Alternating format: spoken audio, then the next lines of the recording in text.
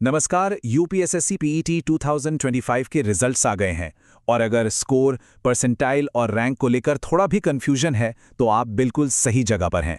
चलिए आज इन नंबरों के पीछे की पूरी कहानी को एकदम आसान भाषा में समझते हैं। हाँ, तो रिजल्ट आने के बाद सबसे पहला सवाल मन में यही आता है ना कि भाई इस स्कोर का असली मतलब क्या है। क्या ये अच्छा स्कोर है, और सबसे बड़ी बात, इससे अपनी रैंक कैसे पता चलेगी। चलिए एक एक करके इन सारे सवालों के जवाब ढूंढते हैं। ठीक है, तो सबसे पहले जो चीज़ समझनी है वो है आपके स्कोर और परसेंटाइल के बीच का रिश्ता। देखिए, ये दोनों एक ही चीज़ नहीं है और इनके बीच का जो फर्क है उसे समझना ही सबसे ज़्यादा ज़रूरी है। देखिए, परसेंटाइल आपके असल नंबर नहीं है। ये तो बस ये बताता है कि कितने प्रतिशत लोग एग्जाम में आपसे पीछे रह गए हैं। जैसे मान लीजिए कि मार्क्स आए 79 तो परसेंटाइल बना 99। इसका सीधा सा मतलब है कि आपने 99% लोगों से बेहतर परफॉर्म किया है। वैसे ही 71 मार्क्स पर 96 परसेंटाइल का मतलब हुआ कि आप टॉप 4% कैंडिडेट्स में शामिल हैं। तो परसेंटाइल का खेल तो समझ आ गया, लेकिन अपनी असली रैंक जानने के लिए हमें एक और बहुत ही ज़रूरी जानकारी चाहिए, और वो ये है कि आखिर कुल कितने लोगों ने ये परीक्षा दी थी। और ये रहा वो जादुई नंबर जो रैंक का सारा राज खोलेगा। इस बार पीईटी 2025 की परीक्षा में 19,41,993 कैंडिडेट्स ने हिस्सा लिया था।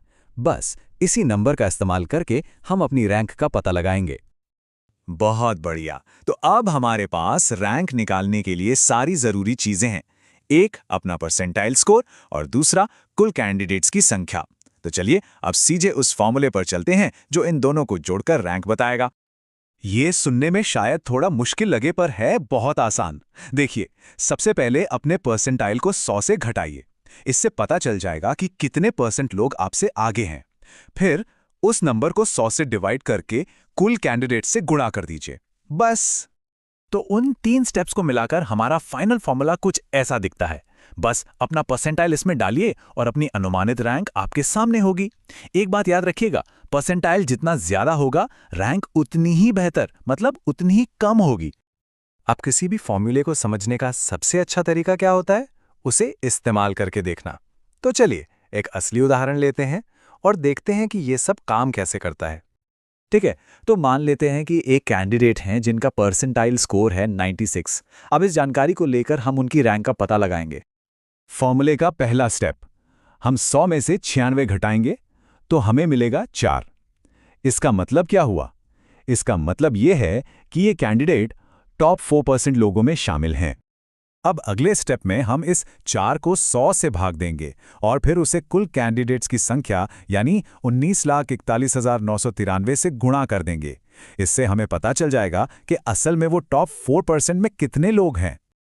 और ये आ गया नतीजा। पूरी कैलकुलेशंस करने पर रैंक आती है लगभग 77,680। तो इसका मतलब ये हुआ कि 96 परसेंटाइल स्कोर करने पर आप लगभग टॉप 77,000 कैंडिडेट्स में अपनी जगह बना लेते हैं।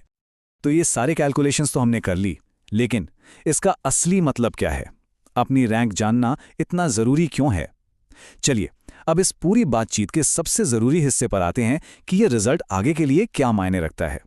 देखिए, सीधी और सबसे ज़रूरी बात यह है कि अगर परसेंटाइल 90 से ज़्यादा है तो आप आने वाली कई मुख्य परीक्षाओं यानी मेंस एग्जाम्स के लिए एक बहुत ही अच्छी पोजीशन में हैं। यह आपको उन मौकों के लिए क्वालिफाई करवाता है जहां कंपटीशन बहुत तगड़ा होता है। तो अब जब आप अपनी रैंक निकालना जानते हैं तो एक पल रुक कर सोचिए, ये रैंक आपको उस मेंस एग्जाम की दौड़ में कहाँ खड़ा करती है जिसका सपना आप देख रहे हैं। इस पर विचार कीजिए और अपनी आगे की रणनीति तय कीजिए। शुभकामनाएं।